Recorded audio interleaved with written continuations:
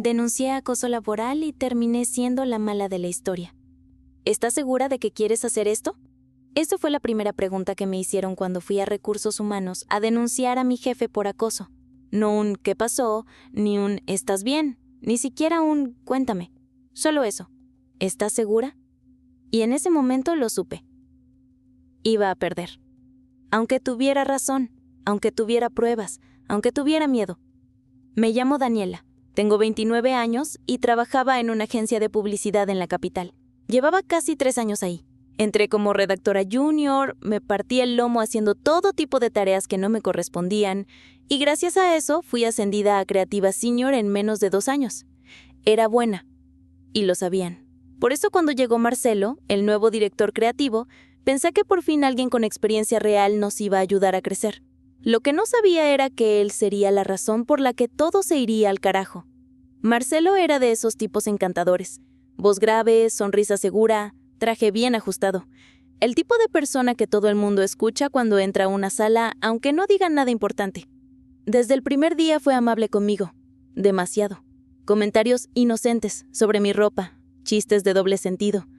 Eres la más brillante del equipo, y la más guapa también. Me decía con esa sonrisa que parecía halago, pero no lo era. Al principio lo dejé pasar, porque así es la oficina, ¿no? Porque a veces uno confunde con amabilidad lo que en realidad es control. Porque me educaron para no hacer escándalo. Porque no fue tan grave. Hasta que una tarde, después de una junta, me pidió que me quedara a revisar una presentación. Solo nosotros dos. La oficina estaba vacía. Eran casi las 9 de la noche. ¿Te has preguntado por qué te ascendieron tan rápido, Dani?, me dijo de repente, acercándose un poco más de la cuenta. Porque soy buena en lo que hago, le respondí sin titubear. Sí, claro. Pero también ayuda a que seas linda, que sepas usar lo que tienes. Sentí náuseas, me alejé. ¿Qué estás insinuando? Él sonrió, como si no pasara nada. No te pongas intensa, solo bromeaba. Y ahí fue cuando lo entendí. Él no necesitaba tocarme para cruzar la línea, ya lo había hecho. Después de eso empezó el infierno. Me mandaba mensajes fuera del horario laboral, memes, gifs, comentarios sobre mi foto de perfil, preguntas personales. Nada explícito, pero lo suficientemente incómodo como para que cada notificación me pusiera tensa.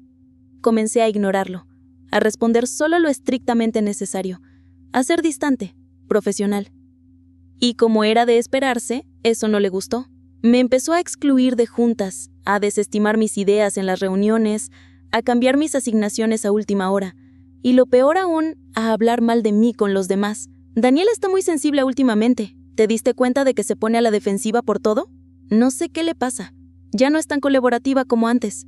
Todos del equipo comenzó a mirarme distinto, como si yo fuera la problemática. Y eso me rompía. Porque muchos de ellos eran mis amigos. O eso creía.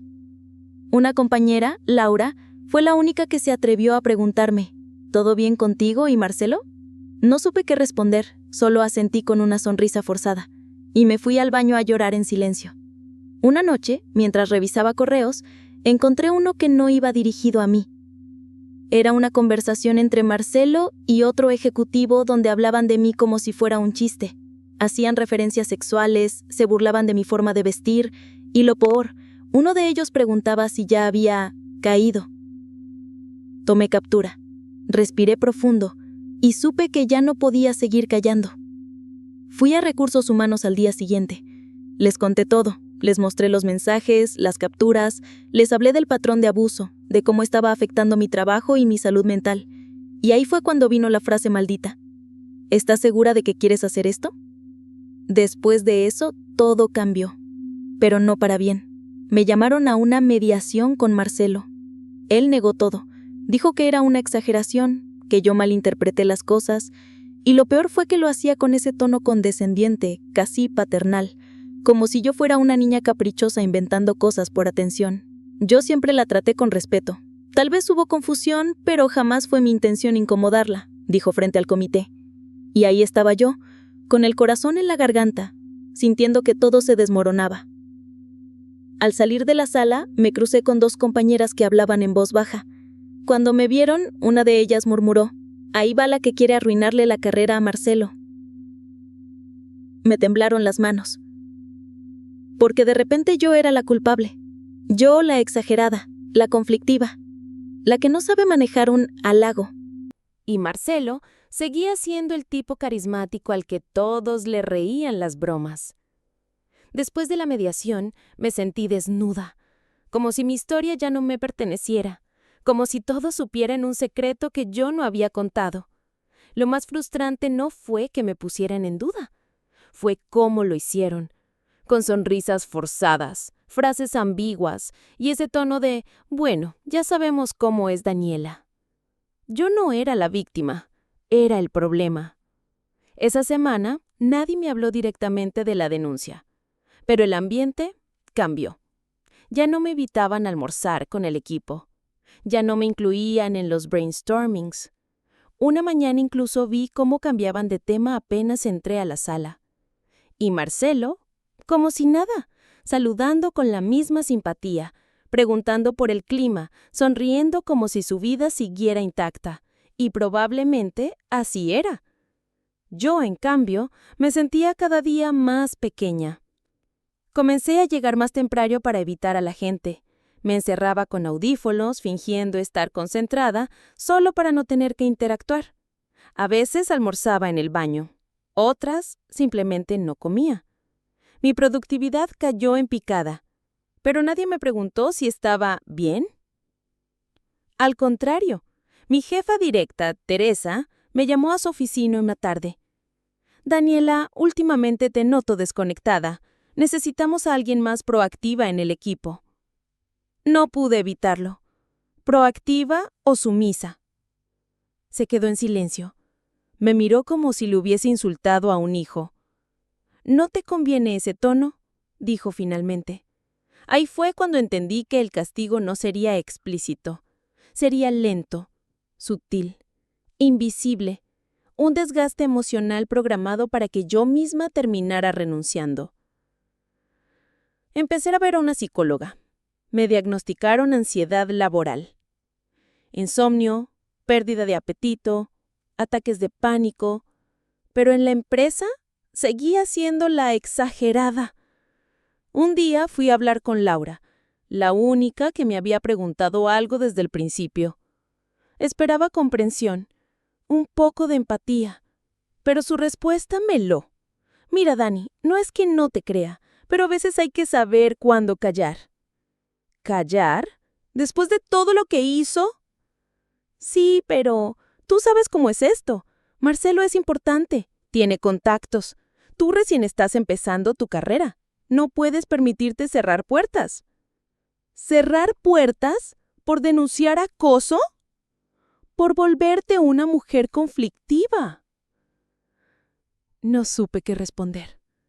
Laura, que yo consideraba mi amiga, estaba más preocupada por mi reputación que por mi salud mental. Y en esa frase entendí la lógica del sistema. No importa si te dañan, lo importante es que no incomodes. Un viernes, justo antes de irme, Marcelo me detuvo en el pasillo. «Dani, ¿te puedo pedir algo?» «No tengo nada que hablar contigo», le dije sin mirarlo. «Solo quería pedirte que pares, que dejes de arrastrar esto. Estás afectando al equipo, a ti misma». «¿Y tú no me afectaste a mí?», sonrió. «No quiero tener que llevar esto más lejos». ¿Una amenaza? Un consejo. Me temblaban las manos, sentía el corazón en la garganta, pero no le di el gusto de verme quebrar. Me fui sin decir nada más. Esa noche escribí mi carta de renuncia.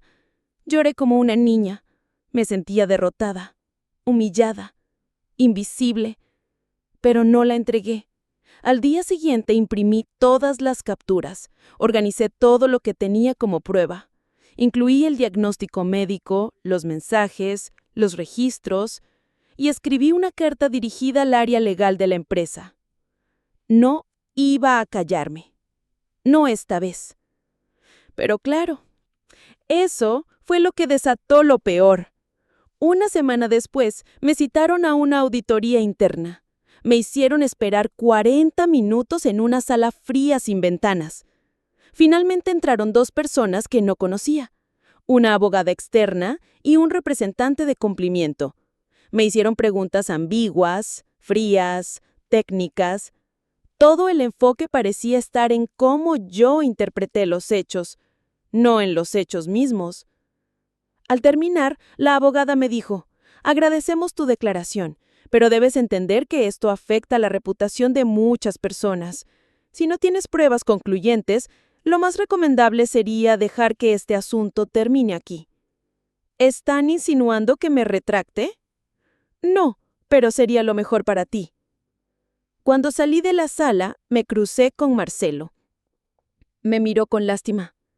Te lo dije, Dani, estás sola en esto. Y tenía razón. En esa empresa estaba sola. Después de esa auditoría, supe que había firmado mi sentencia. No me lo dijeron con palabras, pero todo cambió de manera aún más violenta. Recibí un correo del área de recursos humanos en tono frío y administrativo. A partir del lunes, trabajarás de forma remota mientras se concluye el proceso de investigación interna. No hubo explicación, ni plazo, ni claridad. Solo eso. Me apartaron como si yo fuera el foco del problema. Los primeros días desde casa fueron un infierno. No tenía tareas asignadas. Nadie me escribía. Mi acceso a las carpetas compartidas fue revocado. Era como si me hubiesen silenciado sin despedirme. Me sentaba frente al computador todas las mañanas como un autómata, esperando algún correo, una reunión, una señal. Nada. Y entonces empezaron los rumores.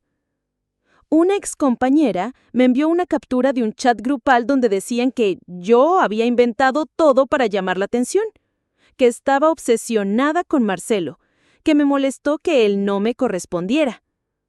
Otra me bloqueó de WhatsApp sin explicación.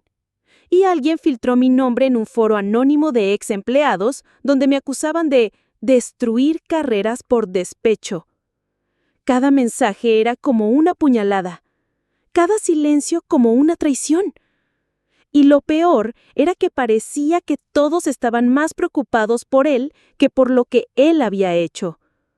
Intenté pedir ayuda legal. Fui a una abogada feminista especializada en derechos laborales. Me escuchó. Revisó los correos, los mensajes. «Tienes argumentos», me dijo. «Pero esto será largo, desgastante. Ellos tienen recursos. Van a desgastarte emocional y económicamente. ¿Estás lista para eso?» No supe qué responder. Estaba cansada. Cansada de luchar sola. Cansada de explicar lo obvio. Una mañana vi a Marcelo en una historia de Instagram de una compañera. Estaban en una fiesta de la agencia. Todos bailaban, todos reían.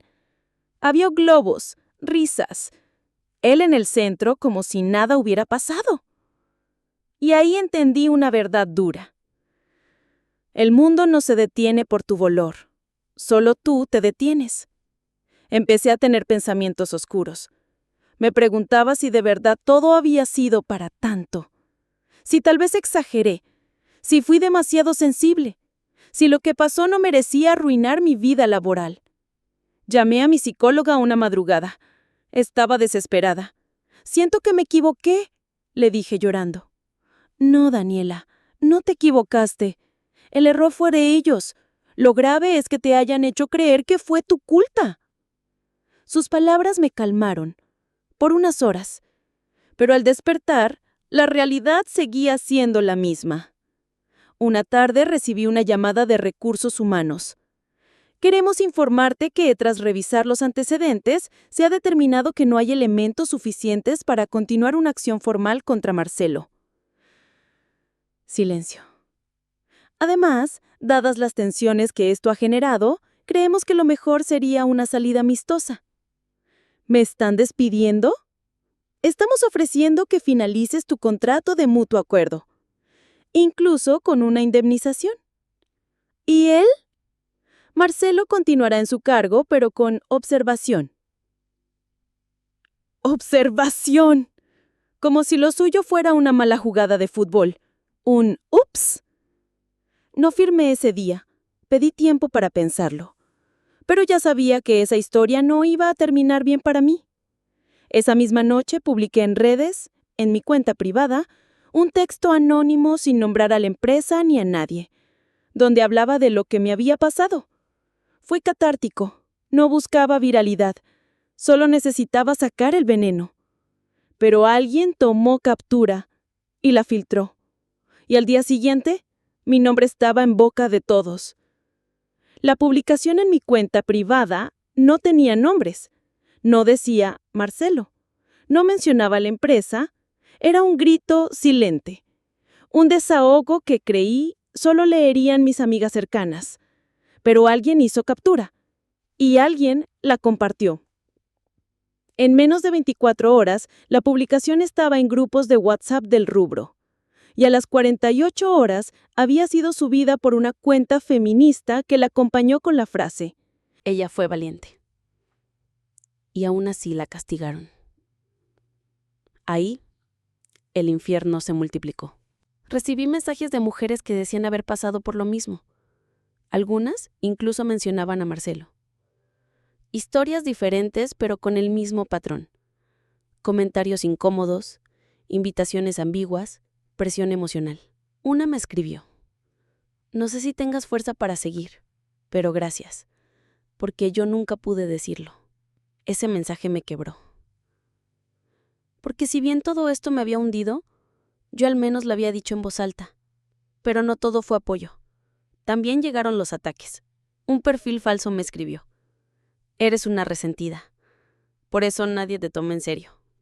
Otro: te gusta ser la víctima, ¿cierto? Así justificas tu mediocridad. Y el más duro: por mujeres como tú, es que ya no se puede ni mirar a una compañera sin que te denuncien. Mi familia se enteró por una tía chismosa. Mis padres, que nunca entendieron bien en qué trabajaba, me llamaron alarmados. ¿Es verdad lo que dicen? ¿Qué dicen? Que acusaste a alguien de acoso y que te echaron por mentirosa. Ese día lloré de impotencia. Porque ya no se trataba solo de la verdad. Se trataba de quién dominaba el relato. Y en este caso, no era yo. Me citaron nuevamente a la empresa. Esta vez, el tono fue distinto. La abogada me habló de daño reputacional, de posibles acciones legales por difamación, de cláusulas de confidencialidad firmadas en el contrato. ¿Me están amenazando con demandarme? Solo queremos proteger a todas las partes involucradas. ¿Y yo? ¿Quién me protegió a mí? Silencio. Salí de esa reunión con las piernas temblando, pero ya no era miedo. Era rabia. Una rabia densa, antigua, acumulada. Me fui directo a casa. Encendí el computador y escribí. No un tuit, no una historia, un documento, detallado, con fechas, capturas, nombres. Lo envié a un medio digital independiente que ya había publicado antes casos similares. No sabía si lo tomarían, pero algo en mí necesitaba soltarlo. Y a los 3 días me respondieron: queremos publicar tu historia. Será anónima, pero la cuidaremos como si fuera propia. Cuando salió el artículo temblé. Las primeras horas fueron tranquilas, pero después explotó. Cientos de comentarios, compartidos, opiniones divididas. Marcelo no era mencionado directamente, pero quienes conocían el mundo de la publicidad sabían exactamente de quién hablaba. Me llamaron de otra empresa. No para contratarme, sino para conversar. En esa reunión, me dijeron: nos interesa lo que hiciste. Aquí queremos que las cosas sean distintas, pero también queremos saber si estás dispuesta a dejar el pasado atrás. ¿A qué se refieren? A que si te contratamos, lo haríamos para que vuelvas a construir, no para que revivas conflictos. Entendí el mensaje.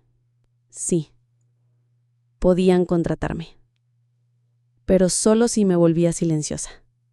Decidí no aceptar. Y por primera vez, no me arrepentí. Mi cuenta creció en seguidores. Gente me escribía para contarme sus historias. No era una influencer, ni una heroína, pero me volví una voz más. Y a veces, una voz basta para que otras se animen a hablar. Una noche recibí un mensaje inesperado. Era de una excompañera, una de las que me había dado la espalda. Perdón, me quedé callada porque tenía miedo. Pero vi tu entrevista y lloré. Estoy contigo. Lloré. Pero de otra forma. Con alivio. Con esa emoción extraña de saber que, aunque perdiste muchas cosas, ganaste algo más importante. Tu dignidad. Pasaron varios meses desde la última vez que puse un pie en esa agencia. Al principio me costaba incluso salir de casa. Cada vez que pasaba frente a una oficina con persianas grises, me dolía el estómago. Cada vez que sonaba una notificación, temía que fuera otra amenaza legal, otro mensaje hiriente. Pero algo había cambiado. Yo había cambiado. Empecé terapia intensiva. 3 veces por semana. No solo para hablar de lo que Marcelo me hizo, sino para lo que el sistema permitió.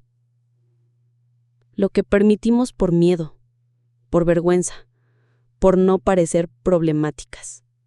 Aprendí a reconocer la diferencia entre guardar silencio por prudencia y hacerlo por terror. Y entendí que ya no quería vivir asustada. Un día recibí un correo. Era de un estudiante de periodismo. Estoy haciendo mi tesis sobre violencia simbólica en ambientes laborales creativos. Leí tu historia y me inspiró a investigar más. ¿Podrías darme una entrevista? Acepté. No porque me creyera experta, sino porque entendí que mi historia era parte de algo más grande, y que si servía para que otras no pasaran por lo mismo, entonces tenía valor. Esa entrevista se volvió viral, dentro de círculos académicos y creativos. No porque fuera escandalosa, sino porque decía lo que nadie decía en voz alta. En muchas agencias lo que se premia no es el talento, sino la sumisión.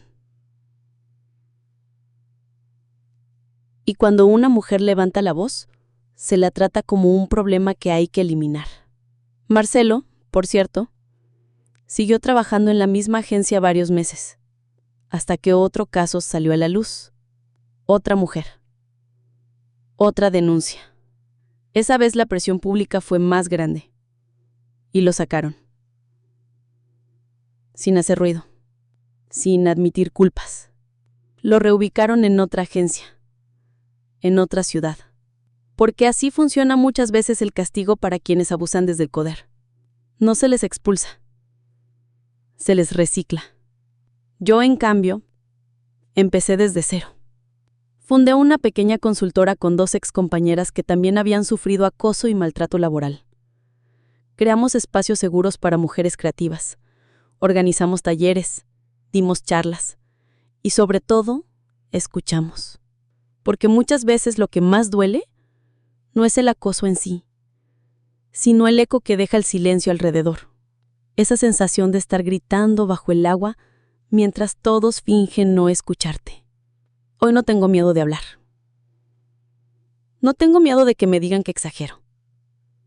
Porque aprendí que si mi incomodidad sacude a otros, es porque algo merece ser removido. Y si tú que estás viendo esto, has pasado por algo similar, quiero que sepas esto. No estás sola. No estás exagerando. Y sobre todo, no tienes por qué quedarte callada. Tu historia importa. Tu voz incomoda. Sí. Pero incomoda porque es necesaria. Y si llegaste hasta aquí, si te conmovió o te hizo reflexionar, no olvides apoyarme. Déjame tu opinión en los comentarios, dale like, compártelo si crees que puede ayudar a alguien. Y suscríbete para seguir escuchando historias reales, humanas y necesarias. Porque en este canal las voces que incomodan no se apagan.